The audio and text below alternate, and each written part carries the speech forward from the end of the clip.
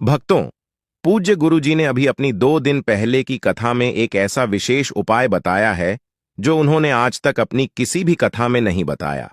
पूज्य गुरुजी ने कहा कि जब आपके हाथ तंग चल रहे हो, जब रुपए पैसे कहीं से प्राप्त ही ना हो पा रहे हो, जीवन में चारों तरफ से सिर्फ और सिर्फ परेशानियां आ गई हो, उनसे बाहर निकलने का कोई रास्ता ना दिखाई पड़ रहा हो, व्यापार फैक्ट्री, नौकरी दुकान या कुछ भी ना चल रहा हो, चारों तरफ से नुकसान ही नुकसान हो रहा हो, तो आपको यह एक उपाय सिर्फ एक दिन कर लेना है।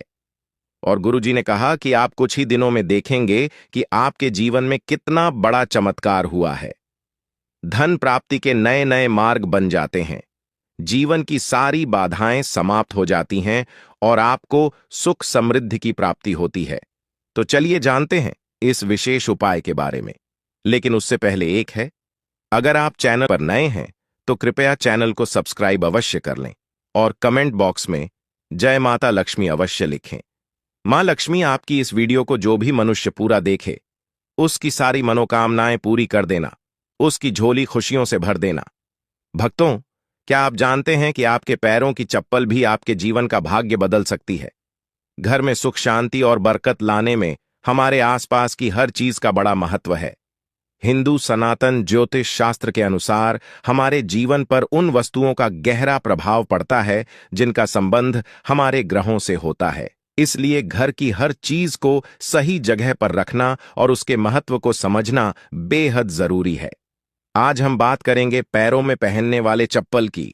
यह हमारे रोजमर्रा के जीवन का अहम हिस्सा है, लेकिन क्या आप जानते हैं कि यह आपकी किस्मत को भी प्रभावित कर सकती है?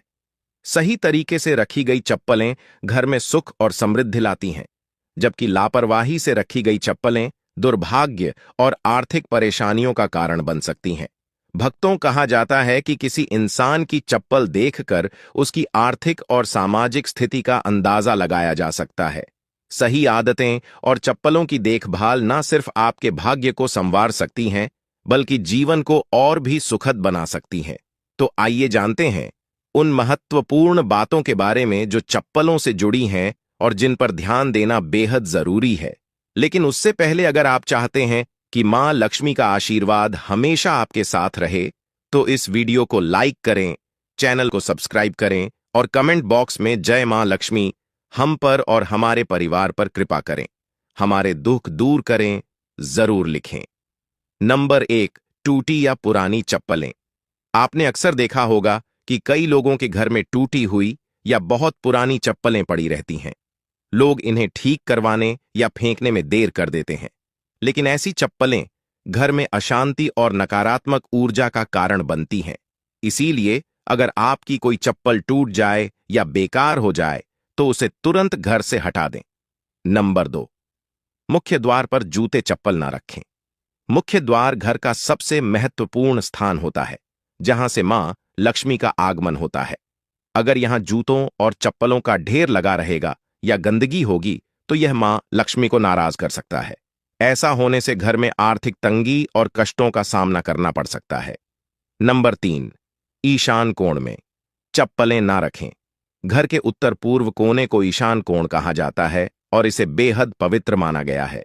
इस दिशा में भगवान का वास होता है। अगर आप इस दिशा में जूते या चप्पल रखते हैं तो यह अशुभ माना जाता है। इससे घर में नकारात्मक ऊर्जा फैलती है और दरिद्रता का वास हो सकता है। नंबर 4, चप्पलें सही तरीके से रखें। अक्सर लोग चप्पल उतारते समय उन्हें ऐसे ही फेंक देते हैं, जिससे एक चप्पल दूसरी के ऊपर आ जाती है। यह एक अशुभ संकेत माना जाता है। ऐसा करने से नकारात्मक ऊर्जा का प्रभाव बढ़ा सकता है। इसलिए जब भी चप्पल उतारे, उन्हें सही तरीके से और व्यवस्थित रूप से रखें। इन छोटी छोटी बातों का ध्यान रखकर आप अपने घर में सुख शांति और समृद्धि को बनाए रख सकते हैं। यह बातें न केवल आपके जीवन को बेहतर बनाती हैं, बल्कि आपके आसपास के माहौल को भी सकारात्मक बनाती हैं। ध्यान रखें, छोटी छोटी आदतें बड़े बदलाव ला सकती हैं। अगर आपकी चप्पल उलटी हो या दूसरी चप्पल पर पड़ी हो तो यह बीमारियों का संकेत माना जाता है। इसीलिए अगर कोई चप्पल उलटी दिखे तो उसे तुरंत सीधा कर दें और अपनी चप्पल को कभी भी उलटा ना छोड़े। नंबर 5, घर में चप्पल को दहलीज पर खड़ा करके न रखें। कई लोग चप्पल को सुखाने के लिए दहलीज पर रख देते हैं, लेकिन ऐसा करना अशुभ माना जाता है। इससे घर में नकारात्मक ऊर्जा उत्पन्न होती है और बरकत खत्म हो जाती है। दहलीज को घर के प्रवेश का महत्वपूर्ण स्थान माना गया है, जिसे साफ सुथरा रखना जरूरी है। जब चप्पल या जूते दहलीज पर रखे जाते हैं तो यह न केवल घर की सुंदरता को प्रभावित करता है, बल्कि देवी देवताओं की कृपा को भी दूर कर सकता है। नकारात्मक ऊर्जा का असर हमारे मानसिक स्वास्थ्य और परिवार के सदस्यों के संबंधों पर भी पड़ सकता है। नंबर 6, जूते चप्पल पहनकर कभी भोजन न करें। माता अन्नपूर्णा इससे नाराज हो जाती हैं और दुर्भाग्य पीछा नहीं छोड़ता। इसी तरह घर की रसोई में भी जूते चप्पल पहनकर ना जाएं। यह बहुत अशुभ माना जाता है और इससे ग्रहों पर बुरा असर पड़ सकता है, जिससे जीवन में कठिनाइयां बढ़ सकती हैं। नंबर 7, घर के दरवाजे पर चप्पल उतारने से बचे। किसी को भी उपहार में जूते चप्पल ना दें। पुराने टूटे या घिसे हुए जूते चप्पल पहनना भी अशुभ माना जाता है। यह दुर्भाग्य को निमंत्रण देता है। अपने जूते चप्पलों को हमेशा साफ रखें और नियमित रूप से धोकर पहनें। घर में जूते चप्पल इधर उधर बिखरे ना रखें। जिस घर में चप्पल बिखरी रहती है वहां शनिदेव का अशुभ प्रभाव पड़ता है। नंबर 8, अगर आप शनिदेव की कृपा पाना चाहते हैं तो शुभ कार्य के लिए जाते समय या घर से बाहर निकलते समय फटे हुए जूते चप्पल कभी ना पहने। ऐसा माना जाता है कि फटे या टूटे हुए जूते चप्पल पहनने से कार्य में रुकावट आ सकती है। शनिदेव को फटे हुए जूते चप्पल अप्रिय लगते हैं, जिससे उनकी नाराजगी हो सकती है। इसलिए शुभ अवसरों पर हमेशा अच्छे और सही जूते चप्पल पहनने की सलाह दी जाती है। यदि संभव हो तो नए या अच्छी स्थिति में जूते चप्पल पहनें, ताकि आपकी यात्रा सफल और शुभ हो। इसके अलावा अगर आप किसी विशेष स्थान पर जा रहे हैं जहां अच्छे कपड़े पहनने की जरूरत है, तो जूते चप्पल भी आपके पहनावे का एक महत्वपूर्ण हिस्सा है। नंबर 9, शनिवार के दिन जूते चप्पलों का दान करना शुभ माना जाता है। खास तौर पर चमड़े से बने जूते चप्पल शनिवार को दान करने से शनिदेव प्रसन्न होते हैं। ऐसा माना जाता है कि यह दान इंसान की आर्थिक स्थिति सुधार है और जीवन की बाधाओं को दूर करता है। अलावा दान करने से इंसान के पाप कम होते हैं और पुण्य में वृद्धि होती है। यह न केवल मानसिक शांति देता है, बल्कि संतोष और आत्मिक प्रसन्नता भी प्रदान करता है। नंबर 10, घर में फटे पुराने जूते चप्पल रखने से बचे। पुराने और अनुपयोगी जूते चप्पल घर में रखने से नकारात्मक ऊर्जा फैलती है। इसका असर यह होता है कि घर में कोई ना कोई बीमार रहता है और गरीबी का वास बना रहता है। इसके साथ ही यह घर में वास्तु दोष भी उत्पन्न करता है। ऐसे जूते चप्पलों को या तो घर से बाहर निकाल दें या किसी जरूरतमंद को दान कर दें। नंबर 11, जिन लोगों की कुंडली में शनि ग्रह भारी होता है या जिनकी ग्रह दशा में शनि की 7.5 चल रही होती है, उनके लिए यह उपाय विशेष लाभकारी हो सकते हैं। उन्हें मंगलवार, शनिवार और ग्रहण के दिन जूते चप्पल खरीदने से परहेज करना चाहिए। अमावस्या के दिन भी जूते चप्पल ना खरीदें, क्योंकि ऐसा करना जीवन में नकारात्मक ऊर्जा और समस्याओं को आकर्षित कर सकता है। नंबर 12, किसी और इंसान की चप्पल पहनने से बचे। घर के सदस्यों की चप्पल इस्तेमाल करना सामान्य है, लेकिन बाहरी इंसान की चप्पल पहनने से आपको उनके दुर्भाग्य और संघर्षों का सामना करना पड़ सकता है। यह आदत अशुभ मानी जाती है और इसे हमेशा टालना चाहिए। नंबर 13, शनि देव को प्रसन्न करने का एक आसान तरीका है। शनिवार को काले जूते पहनकर हनुमान मंदिर जाएं। मंदिर के बाहर जूते उतारकर हनुमान जी के दर्शन करें और प्रार्थना के बाद उन जूतों को वहीं छोड़ दें। यह जूते किसी जरूरतमंद के काम आएंगे, जिससे शनिदेव और बजरंग बली प्रसन्न होंगे। यह उपाय आपके जीवन की कठिनाइयों को दूर कर घर में सुख समृद्धि लाएगा। नंबर 14, अन्न और धन के भंडार वाले स्थान को पवित्र रखें। जहां घर का अनाज या धन रखा हो, वहां जूते चप्पल पहनकर कभी ना जाए। ऐसा करना अशुभ माना जाता है और इससे धन हानि या अन्य की बर्बादी हो सकती है। इन स्थानों को साफ सुथरा और जूते चप्पल रहित रखना बेहद जरूरी है। नंबर 15, पुराने और अनुपयोगी जूतों का उपाय। शनिवार के दिन अपने किसी पुराने या अनुपयोगी जूते पहनकर किसी चौराहे पर जाएं। वहां जूते उतारकर प्रार्थना करें कि आपकी धन संबंधी सभी समस्याएं इन जूतों के साथ समाप्त हो जाएं। प्रार्थना के बाद उन जूतों को वहीं छोड़कर घर लौट आए। यह उपाय आपके घर में बरकत और आर्थिक समृद्धि लाने में सहायक हो सकता है। आपके अन्न और धन के भंडार हमेशा भरे रहेंगे। भक्तों, घर के मंदिर में जो एक लोटा जल रखा जाता है, उसका क्या करें? घर के मंदिर का लोटा कैसा हो, पीतल का हो, तांबे का हो, और घर के मंदिर में जो एक लोटा जल रखा होता है, उस जल का हम क्या करें? कुछ लोग करते हैं गलती और बाद में पछताते हैं। ऐसी गलती आप कभी मत करना, नहीं तो कंगाल हो जाओगे, बर्बाद हो जाओगे। घर के मंदिर में एक लोटा जल ऐसे कभी मत रखना। साथ ही जानिए दीपक घर में कौन से पदार्थ का रखना चाहिए? तांबे का, लोहे का, पीतल का, कांसे या फिर स्टील का, कांच का या फिर माटी का। कुछ लोग घर में रखते हैं गलत दीपक और घर हो जाता है बर्बाद। इस पदार्थ का दीपक तो हम भी नहीं रखते। और जानिए, दीपक की लौ कच्चे कलावे से बनाए या रुई से या फिर सूती हाथ में बंधने वाले कलावे से कुछ लोग करते हैं। भयंकर गलती लग जाता है। पितृदोष, शनि दोष काल, सर्प दोष, मंगल दोष, भयंकर से भयंकर गरीबी का दोष भी लग जाता है। भक्तों, कुछ लोग यहां पर ऐसे भी होंगे जो इस वीडियो को बीच में ही छोड़ देंगे। अगर इस वीडियो को आपको छोड़ना ही है तो अभी छोड़ देना, परंतु लक्ष्मी जी मां का अपमान मत करना वीडियो को अधूरा छोड़कर। इसलिए आपको घर के मुख्य द्वार पर जल कैसे छिड़कना है, इस कार्य विधि को पूरा ही देखें। आधा अधूरा देखने से समझ लेना आप मां लक्ष्मी का अपमान कर रहे हैं। भक्तों, बहुत समय से आप लोगों के प्रश्न आ रहे हैं कि मुख्य द्वार पर जल छिड़कने का सही समय क्या होता है और सही विधि क्या होती है। किस समय हमें जल छिड़कना चाहिए और क्या मुख्य द्वार पर जल छिड़कने के लिए स्नान करना आवश्यक है या बिना स्नान किए भी मुख्य द्वार पर जल का छिड़काव किया जा सकता है? झाड़ू लगाने से पहले या फिर झाड़ू लगाने के बाद जल छिड़कना चाहिए? और एक और प्रश्न आया है कि क्या पीरियड्स में हम अपने घर के मुख्य द्वार पर जल का छिड़काव कर सकते हैं या मुख्य द्वार पर दीपक दान कर सकते हैं? और जल से ही जुड़ा हुआ एक और प्रश्न है आपका के घर के मंदिर में जो प्रतिदिन हम एक लोटा जल रखते हैं, उस जल का हमें क्या करना चाहिए? किस प्रकार प्रयोग करना चाहिए? क्या हम उसे खाने में प्रयोग कर सकते हैं या फिर हम किसी पौधे में डाल सकते हैं? उस जल का उपयोग किस प्रकार से होना चाहिए? और कुछ लोगों का कहना यह है कि जब हम मुख्य द्वार पर जल छिड़क हैं तो घर के अंदर की तरफ से जल छिड़क या घर के बाहर की तरफ से जल का छिड़काव करें। इसके बारे में कई लोग शंका में हैं। आज यह शंका भी दूर हो जाएगी और मुख्य द्वार पर जल छिड़कने से संबंधित आपका अगला प्रश्न है कि कई ऐसे लोग हैं जो कि फ्लैट में रहते हैं, कुछ ऐसे लोग हैं जो किराए के मकान में रहते हैं, एक ही कमरे में रहते हैं, तो उन्हें अपने घर पर मुख्य द्वार पर दीपदान किस प्रकार से करना चाहिए? जल कहाँ छिड़कना चाहिए? मतलब वह इस जगह को मुख्य द्वार मानकर वहां पर मुख्य द्वार से जुड़े हुए उपाय करें। तो आज की वीडियो पूरी तरह से आपके प्रश्नों पर ही आधारित है। मुख्य द्वार पर जल छिड़कने का सही समय क्या होता है और सही विधि क्या होती है?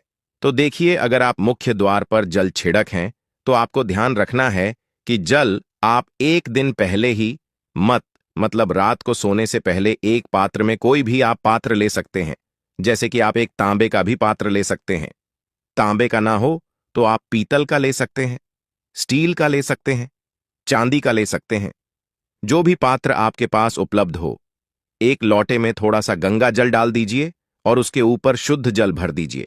और हां, गंगा जल ना हो तो भी परेशान होने की आवश्यकता नहीं है।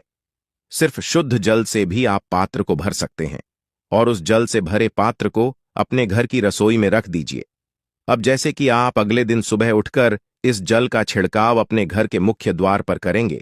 अब बहुत से भक्तों के प्रश्न आए हैं कि क्या हम स्नान से पहले यह जल छिड़क सकते हैं या फिर स्नान करना आवश्यक है? देखिए, मुख्य द्वार पर जो सुबह सबसे पहले जल छिड़का जाता है, जैसे कि जो रसोई में रखा हुआ जल होता है, यह एक तरीके से उपाय के तौर पर किया जाता है। भक्तों, घर में किसी भी प्रकार की परेशानी हो, किसी भी प्रकार के दुख दर्द रहता हो, गरीबी हो या फिर कलह क्लेश बहुत अधिक रहता है, मतलब किसी भी प्रकार की नकारात्मक ऊर्जा से आप परेशान हैं, बहुत समय से परेशानियों में ही गिरे हुए हैं, तो ऐसे में घर की रसोई में रखा जाता है और यही जल घर के मुख्य द्वार पर सुबह उठकर छिड़का जाता है। इस जल के छिड़काव से आपके घर की कोई भी परेशानी हो बहुत शीघ्र समाप्त हो जाती है।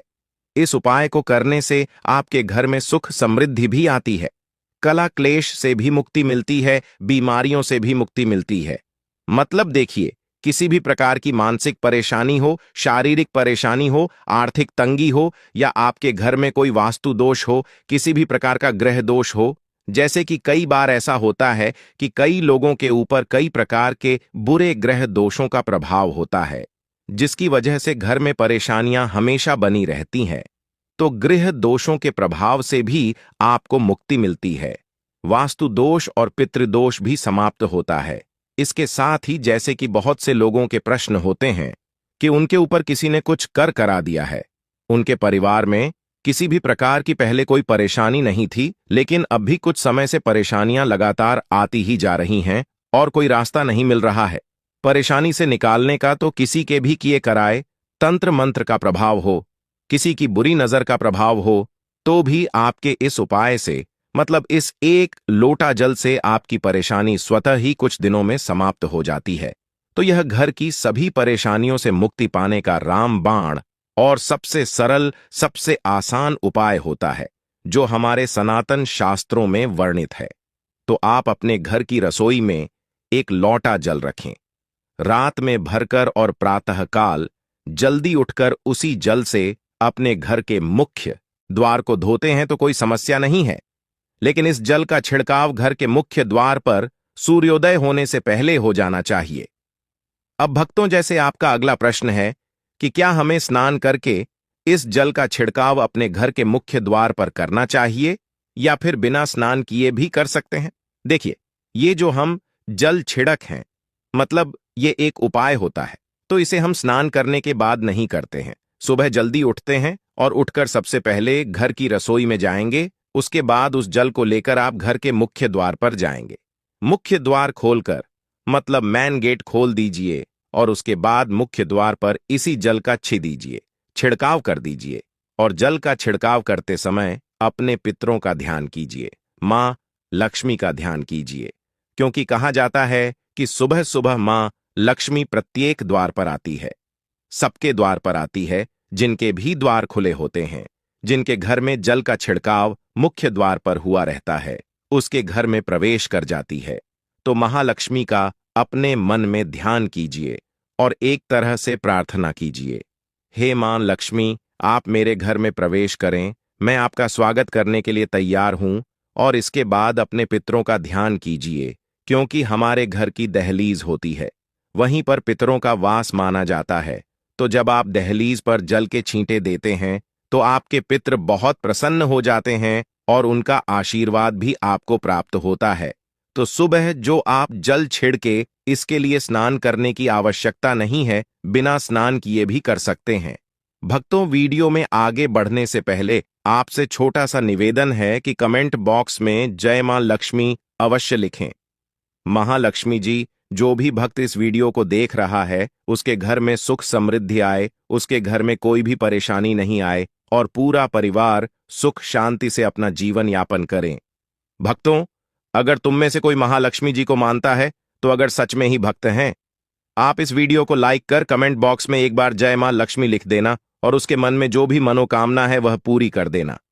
अब भक्तों, आपका अगला प्रश्न है कि क्या झाड़ू लगाने के बाद हमें जल का छिड़काव करना चाहिए या फिर झाड़ू लगाने से पहले भी जल का छिड़काव कर सकते हैं। तो देखिए, जैसे मैंने आपको पहले ही बताया था कि उठने के बाद सबसे पहला कार्य जो आपको करना है वह जल का छिड़काव ही करना है। उसके बाद आप झाड़ू लगा सकते हैं, लेकिन एक चीज का ध्यान रखिए, जब हम सोकर उठते हैं तो सबसे पहले बिस्तर पर बैठे हुए ही अपने दोनों हथेलियों को जोड़कर और दोनों हथेलियों को सामने से जोड़कर पूरी हथेली को देखा जाता है। उसमें मां लक्ष्मी का ध्यान किया जाता है, उसके साथ ही 5 देवताओं का ध्यान किया जाता है। 5 देवता कौन कौन से होते हैं? मां दुर्गा, भगवान शिव, भगवान श्री हरि विष्णु, गणपति गजानन और भगवान सूर्य देवता। 5 देवताओं का ध्यान हम अपने हाथों में ही करते हैं, हथेलियों में ही करते हैं।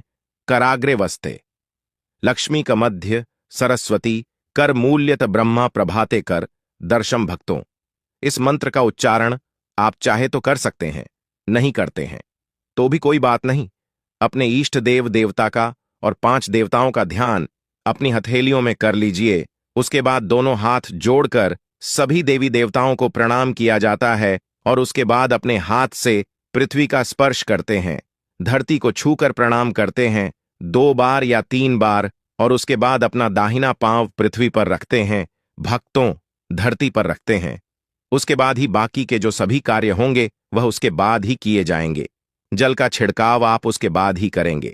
मतलब सुबह उठने के बाद सबसे पहले हथेलियों के दर्शन, फिर को प्रणाम कीजिए, फिर धरती पर पैर रखें और उसके बाद रसोई में जाकर आपको जल लेना है और घर का मुख्य द्वार खोलकर मुख्य द्वार पर जल का छिड़काव करना है।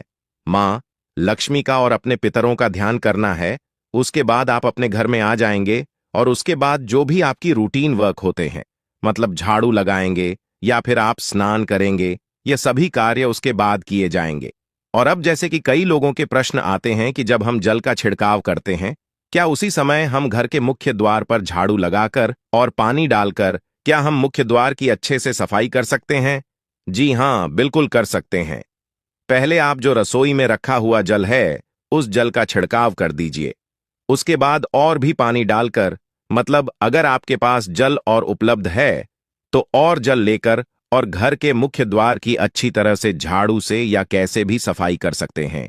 और कई लोगों के प्रश्न आए हैं कि हम किसी फ्लैट में रहते हैं या फिर किसी ऐसे कमरे में रहते हैं, किराए के कमरे में, कि हमारे पास एक ही कमरा है, तो हम जल का छिड़काव या फिर दीपक दान कहां पर करें, किससे हम अपना मुख्य द्वार माने। देखिए, जो आपका अपना कमरा है या फिर जो फ्लैट है आपका, जहां पर आपका नेम प्लेट लगा हुआ है, आप उसी स्थान पर दीपक दान करेंगे और उसी स्थान पर आपको जल का छिड़काव करना है। मतलब जहां पर अगर एक ही कमरे का मकान है तो आपके कमरे का दरवाजा है, वहीं पर आपको थोड़ा सा जल छिड़क है और वहीं पर आप दीपक दान भी करेंगे, जो कि मुख्य द्वार से जुड़े हुए उपाय होते हैं। वह आप अपने घर के, मतलब जो अपना कमरा है उसके बिल्कुल दरवाजे के पास ही करेंगे। और आपका अगला प्रश्न है कि क्या पीरियड में हम अपने घर के मुख्य द्वार पर जल का छिड़काव कर सकते हैं, दीपक दान कर सकते हैं?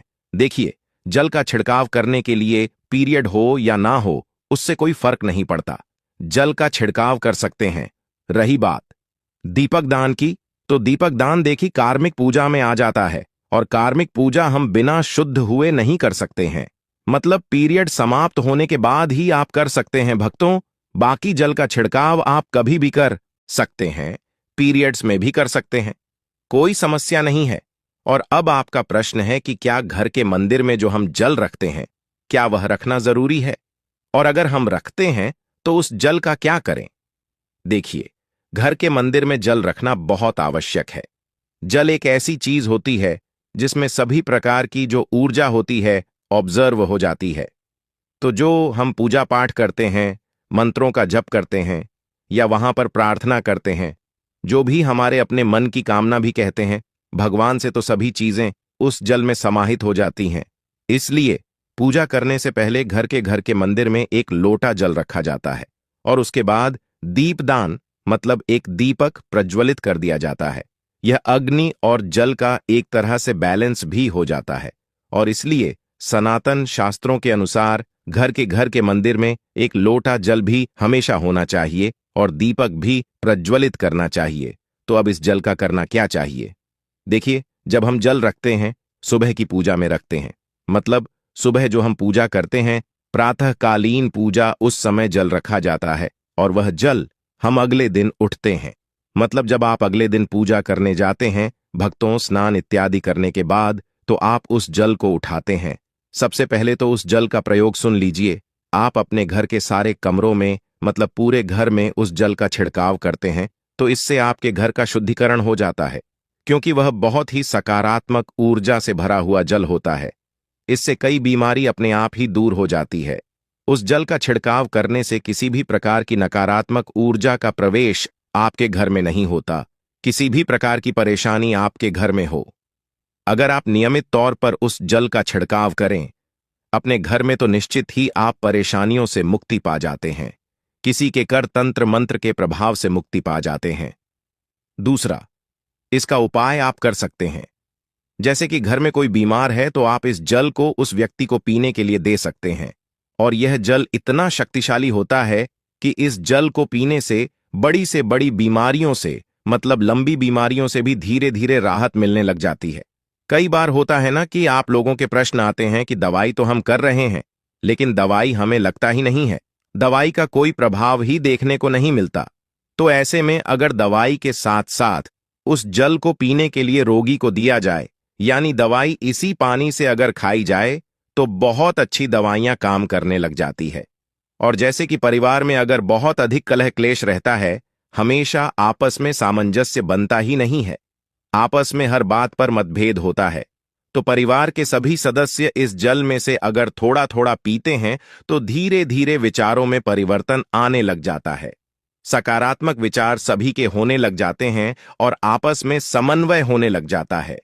घर से कलह क्लेश और भेद हमेशा के लिए समाप्त हो जाते हैं। और घर के मंदिर में रखे हुए जल का अगला उपाय क्या है? देखिए, अगर आप कोई दुकान करते हैं, कोई व्यापारिक स्थल है आपका, तो प्रतिदिन इसी जल में से थोड़ा सा जल ले जाकर दुकान पर, व्यापारिक स्थल पर छिड़काव कीजिए। इससे आपका दुकान, आपका काम बहुत अच्छा चलता है। मतलब किसी भी प्रकार की परेशानी आपके व्यापारिक स्थल पर नहीं आती है, क्योंकि जैसा मैंने आपको बताया, यह जो जल होता है बहुत शक्तिशाली होता है, बहुत सकारात्मक होता है। अब घर के मंदिर में रखा एक लोटा जल शक्तिशाली और सकारात्मक से भरा क्यों होता है? क्यों इसमें सकारात्मक ऊर्जा का भंडार होता है? आइए जानते हैं। देखिए, जल जो होता है अमृत हुआ, मीठे मीठे फल हुए, भोजन हुआ, अनाज हुआ, उससे भी बढ़कर माना जाता है। देवी देवता आपके दिए हुए इसी जल को ग्रहण करते हैं। घर के मंदिर में एक लोटा जल रखना उतना ही जरूरी है जितना आप सुबह, दोपहर, शाम का भोजन करते हैं। जब हम भगवान की पूजा करते हैं और तांबे के पात्र में या पीतल के पात्र में एक लोटा जल जरूर रखते हैं। जल जो होता है सागर रूपी होता है, और यही सागर आपकी नया पार लगता है। घर के मंदिर में एक लोटा जल रखने का कारण एक और यह होता है कि जो लोग भगवान को डेली भोजन नहीं करा सकते, तो वह घर के मंदिर में एक लोटा जल रखते हैं ताकि भगवान इसे ग्रहण करें। और यह जल रूपी प्रसाद इसके अगले दिन, यह सुबह के समय आप प्रसाद समझकर ग्रहण करें। लेकिन याद रहे, घर के मंदिर में रखा लोटा जल कभी भी तुलसी में अर्पित नहीं करना चाहिए। उसके लिए आप अलग से तांबे के पत्र से तुलसी में जल अर्पित कर सकते हैं, क्योंकि यह जल सभी देवी देवता ग्रहण करते हैं, तो इसीलिए तुलसी में डालना वर्जित है। लेकिन हां, अगर आपके घर में लड्डू गोपाल है, राधा कृष्ण है, और आप एक लोटा जल उनके लिए अर्पित करते हैं, तो आप अगले दिन यानी सुबह के समय वह जल तुलसी में चढ़ा सकते हैं। घर के मंदिर में जो एक लोटा जल रखा होता है, उसके अगले यानी सुबह के समय आप इस जल से अपनी आंखें जरूर धोया करें। इससे आंखों में रोशनी बढ़ती है और आंखों में जितनी भी बीमारी आ जाती है वह दूर होती है। सनातन शास्त्रों के अनुसार जो लोग घर के मंदिर में एक लोटा जल भरकर नहीं रखते, तो उनके घर में अकाल पड़ जाता है, घर कंगाल हो जाता है, बर्बाद हो जाता है, परिवार में मुसीबतें आ जाती हैं और गरीबी का आगमन हो जाता है। आप चाहे तो एक लोटा जल में पुष्प आदि डालकर रख सकते हैं, बहुत ही शुभ माना जाता है। घर के मंदिर में जो जल रखा जाता है, उससे हम और क्या क्या कर सकते हैं, आइए जानते हैं। तो इस जल का छिड़काव करने से बहुत सारी परेशानियां अपने आप ही समाप्त हो जाती हैं। जैसे अगर आपके दुकान पर किसी की नजर लगी है, बहुत से लोगों के प्रश्न आते हैं कि हमारे काम को किसी ने बांध दिया है, मतलब किसी की बुरी नजर ऐसी लग गई है कि पहले तो दुकान बहुत अच्छी चलती थी, अब नहीं चल रही है। तो आप इस उपाय को कर सकते हैं। निश्चित ही बहुत जल्द ही आपको परेशानियों से मुक्ति मिल जाती है और दिन दुगनी रात चौगुनी आपके व्यापार में तरक्की होती है।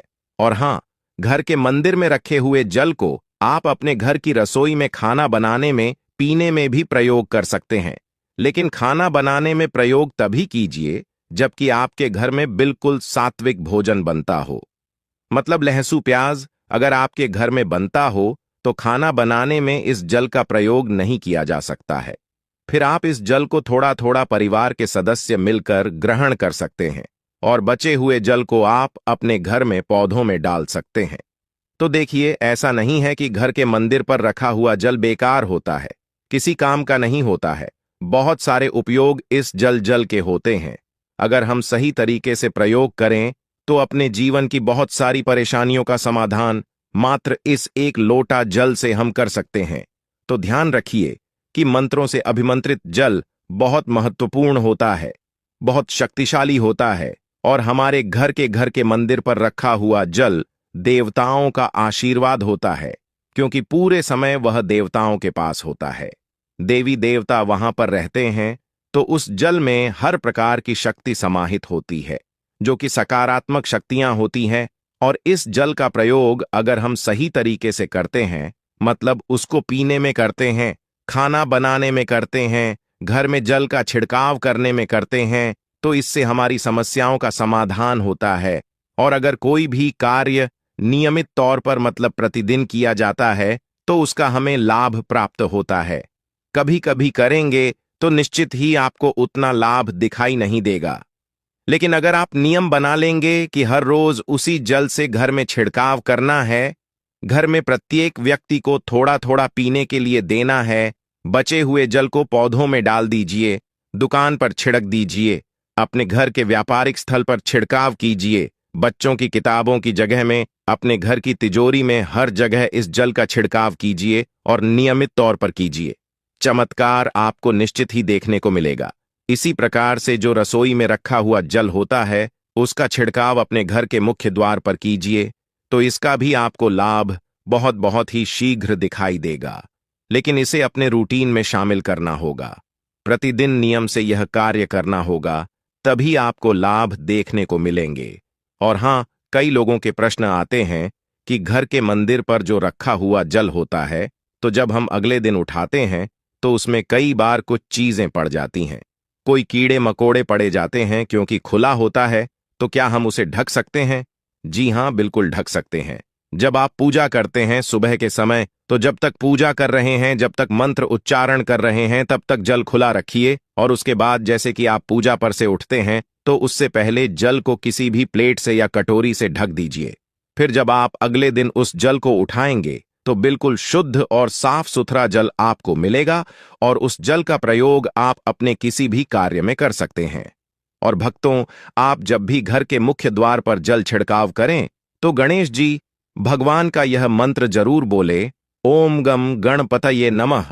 और जो हमने आपको वीडियो में बताया है, उसे ध्यानपूर्वक अच्छी तरीके से समझकर अपने घर के मुख्य द्वार पर जल का छिड़काव करें। भक्तों, अब जानते हैं दीपक किस पदार्थ का होना चाहिए? लोहे का, तांबे का, पीतल का, कांसे का, या फिर स्टील का, या माटी का, या कांच का? आखिर घर में कौन सा दीपक शुभ माना जाता है? रखना, अगर गलती से भी घर में गलत पदार्थ का दीपक रख लिया है तो पूरा घर अस्त व्यस्त हो जाएगा, कंगाल हो जाएगा, बर्बाद हो जाएगा। भक्तों, देखिए, स्टील के दीपक में पूजा करना घर में शनि को कुपित करता है। घर में लोहे के दीपक में पूजा नहीं करना चाहिए, घर बर्बाद हो जाता है, गरीबी आ जाती है। बाजार में लोगों को लुभाने के लिए कांच के दीपक भी आ गए हैं। बिल्कुल भी गलती से भी घर ना लाएं, नहीं तो राहु केतु आपके घर चले आएंगे और घर बर्बाद हो जाएगा। कांच का दीपक शनि और राहु को नाराज करता है, इससे निकली लौ घर में तबाही ला सकती है। कांच का गर्म होना घर में रोग दोष परेशानी उत्पन्न होती है। कच्चा कलवा तथा रुई का दीपक ही जलाना सबसे अच्छा माना जाता है। जो लोग सूती धागा जो हाथ पर बांधा जाता है, कलवा, उससे लौ की बाती बनाते हैं, तो उस घर में परेशानी और गरीबी आ जाती है। हुई और कच्चा कलवा ही शुभ माना जाता है। तांबे का दीपक, पीतल का दीपक, माटी का दीपक धन की देवी मां लक्ष्मी को आकर्षित करता है। घर में कोई और दीपक नहीं लाना चाहिए। पीतल और माटी का दीपक शुभ और मंगलकारी माना जाता है, जिससे शनि और राहु केतु भी प्रसन्न रहते हैं, मंगल भी भारी नहीं होता। भक्तों, अब जानते हैं घर के बाहर या घर के अंदर दीपक जलाने के फायदे जानकर आप चौंक जाएंगे। खासकर घर के बाहर दीपक जलाने से 5 वो फायदे जो आपको चौंकाने वाले हैं। भक्तों, ये बात तो आप जानते हैं कि भगवान की पूजा के दौरान दीपक जरूर जलाया जाता है। हिंदू धर्म में पूजा करते वक्त लोग देसी घी या सरसों के तेल का दीपक जरूर जलाते हैं तथा तिल के तेल का दीपक भी जलाते हैं। हालांकि पूजा के लिए भगवान के सामने दीपक जलाना सिर्फ पूजा का एक तरीका ही नहीं है, बल्कि घर में दिया जलाना या घर के बाहर दिया जलाना कई तरह के फायदे मिलते हैं। दीपक जलाने से न सिर्फ कई शक्तियां जागृत होती हैं, बल्कि यह 5 बड़े फायदे भी मिलते हैं। तो चलिए जानते हैं। भक्तों, नंबर 1, पृथ्वी से अंधकार होता है। दूर घर में दीपक जलाने से घर का अंधकार तो दूर होता ही है, साथ ही नकारात्मक ऊर्जा को भी कोसों दूर रखती है। जहां पर दीपक जलता है तो वहां पर सकारात्मक ऊर्जा का वास होता है। जाहिर सी बात है, जब घर में सकारात्मक होगी तब भगवान का वास होगा। इसीलिए घर में शाम होने से पहले, रात होने से पहले दीपक अवश्य जलाया जाता है, ताकि घर में कोई गलत नकारात्मक ऊर्जा प्रवेश न कर पाए। भक्तों, तेल से जले दीपक का प्रभाव उसके भुजने के आधे घंटे बाद तक वातावरण में बना रहता है, जबकि शुद्ध देसी घी का दीपक भुजने के बाद करीब 4 घंटे तक वातावरण को सकारात्मक रखता है। भक्तों, नंबर 2, हानिकारक कणों का होता है नाश। दीपक जलाना न सिर्फ धर्म नजरिए से फायदेमंद है, बल्कि वैज्ञानिक दृष्टिकोण से भी यह फायदा पहुंचाता है। जब घर में शुद्ध घी या सरसों के तेल से दीपक जलाया जाता है तो उसके धुएं से घर के माहौल में सात्विकता आती है और इससे आसपास के वातावरण में मौजूद हानिकारक कणों का भी नाश होता है। भक्तों, नंबर 3, घर में होता है सुख समृद्धि का वास। जिस घर में सुबह और शाम के वक्त भगवान के सामने दीपक जलाया जाता है तो उस घर पर हमेशा मां लक्ष्मी मेहरबान होती है। ऐसे घर में सुख समृद्धि का वास होता है। मान्यता है कि दीपक की लौ पूर्व दिशा में रखने से व्यक्ति दीर्घायु होता है, जबकि उत्तर दिशा में लौ रखने से घर में धन और संपन्नता बढ़ती है। दीपक न सिर्फ हमारे घर के अंधकार को दूर करता है, बल्कि यह हमारे जीवन को भी अंधकार से प्रकाश की तरफ बढ़ाता है। भक्तों, नंबर 4, बीमारियों को दूर भगाने में मददगार। घर में दिया जलाने से बीमारियां घर के आसपास भी नहीं भटकती। घर के सभी परिवार सदस्यों को हर बीमारी से बचाव मिलता है। खासकर दीपक के साथ एक लौंग जलाने से इसका असर दुगना हो जाता है। घी में चर्म रोग दूर करने के सारे गुण मौजूद होते हैं, इसलिए घी का दिया जलाना सेहत के लिहाजा से काफी फायदेमंद है। भक्तों, बात करते हैं नंबर 5 की शुभ शक्तियां होती हैं आकर्षित। सनातन धर्म के अनुसार जिस घर में सुबह शाम दीपक जलाया जाता है तो वहां कभी अंधकार नहीं होता। उस घर में सुख समृद्धि